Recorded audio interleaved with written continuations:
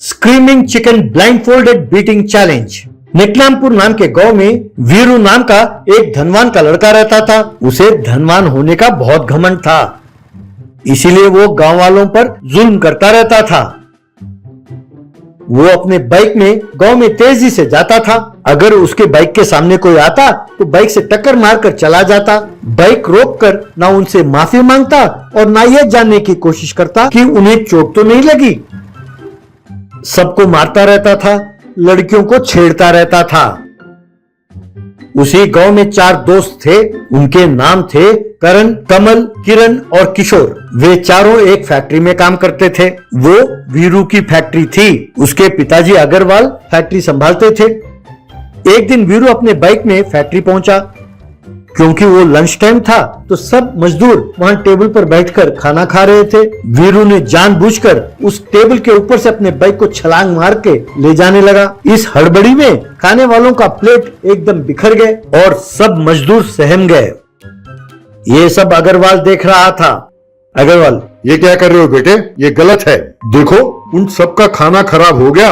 जाओ बेटे, उनसे माफी मांगो। तब वीरू, क्या बात कर रहे हैं पिताजी? मैं उनसे माफी क्यों मांगू? भाई, उनके टेबल के ऊपर से उछलकर मैं नहीं, मेरी बाइक गई है। मेरे बाइक को माफी मांगना चाहिए। सुनो बाइक, तुम उन सबसे माफी मांगो। कहकर अपने कान को बाइक के साथ लगाया, मानो वो बाइक की बातें सुन रहा हो। और फिर, क्या तुम सॉरी कह रहे हो? ठीक है ठीक है। हाँ भाइयों, मेरी बाइक आप सबसे माफी मांगती है। अब आप लोग जा सकते हैं। ऐसा कहा उसने मजदूरों से। ये बात सुनकर मजदूरों को बहुत गुस्सा आया।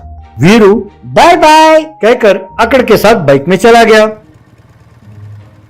कमल और उसके दोस्तों ने तय किया कि किसी तरह इसे सबक सिखाना होगा। फिर सबने मिलकर प्लान बनाया कि उसे कैसे सबक सिखाना चाहिए। एक दिन वीरू बाइक में आ रहा था, तब इन चारों ने मिलकर उसे रोका। कमल ने पहले वीरू को देखा, फिर अपने दोस्तों को देखकर, नहीं यार नहीं, वीरू भैया ये सब काम नहीं कर सकते, ये ठीक नहीं रहेगा। किरण, हाँ यार, वीरू भैया इसके लिए बिल्कुल ठीक नहीं है। भैया, वीरू भैया आप जाओ, ऐसा कहा। ये सुनकर वीरू को गुस्सा आया। तुम लोगों ने मुझे रोका क्यों और किस बात पे काम नहीं आऊंगा मैं, बताओ। तब किशोर, वीरू भैया कह तो दिया, आप इसके लिए ठीक नहीं हो। आप रहने दो, हम किसी और को ढूंढ लेंगे। तब करण, हाँ भाई साहब, आप ठीक नहीं है इसके लिए, आप जाइए, हमारी बात सुनिए। तब वीरू गुस्से से बाइक से नीचे उतरा और कहने लगा, सुनो, चुपचाप बता दो क्या बात है, वरना मैं तुम सबको छोड़ूंगा नहीं। बताओ क्या बात है। तब कमल, ठीक है वीरू भैया, आप इतनी जिद कर रहे हो तो हम आपको बता देते हैं। ये एकदम नया चैलेंज गेम है। इस गेम का नाम है screaming chicken blindfold beating challenge. इस गेम को खेलने के लिए 5 लोगों की जरूरत पड़ती है, लेकिन हम ठहरे 4। एक आदमी की कमी थी, इसीलिए हमने सोचा आपसे पूछते हैं। पर फिर हमने सोचा कि कहीं आप बुरा ना मान जाएं, इसीलिए हम रुक गए। तब वीरू, मैं तैयार हूँ, चलो खेलते हैं। तब कमल, वीरू भैया जल्दी ना करो, इस खेल में चोट लग सकती है। इस खेल में 4 व्यक्ति अपने पैरों में मुर्गे का खिलौना बांधकर कमरे में चारों तरफ घूमते रहेंगे। एक व्यक्ति के आंखों में पट्टी बंदी होगी और जब भी ये चारों व्यक्ति अपना कदम बढ़ाएंगे तो ये खिलौना की करके आवाज करेगा और जैसे ही आवाज सुनाई दे, जिस व्यक्ति के हाथ में डंडा होगा वो उस आवाज की ओर जोर से मारेगा, तब जोर से चोट लगेगी। इसीलिए हम मना कर रहे थे आपको। चलो कोई बात नहीं, आप अपने आंखों में पट्टी बंधवाकर हाथ में डंडा ले लेना, तब तो आपको चोट नहीं लगेगी ना। तब वीरू अकड़ में आकर, मैं अपने आंखों में पट्टी क्यों बंधवाऊं? मैं नहीं बंधवाता। मैं अपने पैरों में मुर्गे का खिलौना बांधूंगा। मैं भी तो देखूं मुझे चोट कैसे लगती है। मैं आराम से मार से बच सकता हूँ।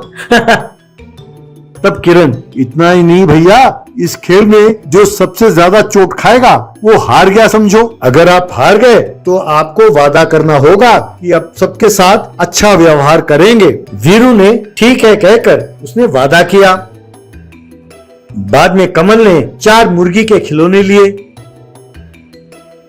3 खिलौनों में से उसने आवाज वाली सीटी को निकाल दिया। सिर्फ केवल एक खिलौने की सीटी बचती थी। जिस कमरे में ये मुकाबला हो रहा था, कमल ने वीरू को वो खिलौना वहां पर दिया। चारों ने अपने पैरों में वो खिलौने बांध लिए।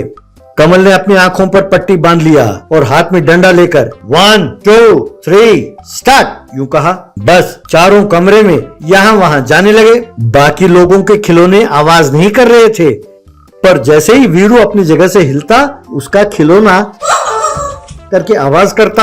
आवाज को सुनकर कमल उस ओर डंडा जोर से घुमाने लगा। उसकी चोट खाकर वीरू बाप रे, कहकर चिल्लाने लगा। हाय रे कहकर चिल्लाने लगा। यूं जब जब वीरू चलने लगा, कमल उसे डंडे से मारने लगा।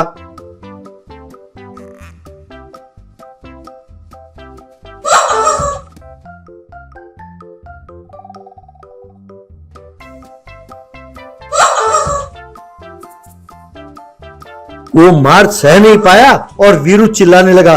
बाप रे, बस मुझसे और नहीं होगा, मैं हार गया। तब से वीरू सबके साथ अच्छी तरह पेश आने लगा।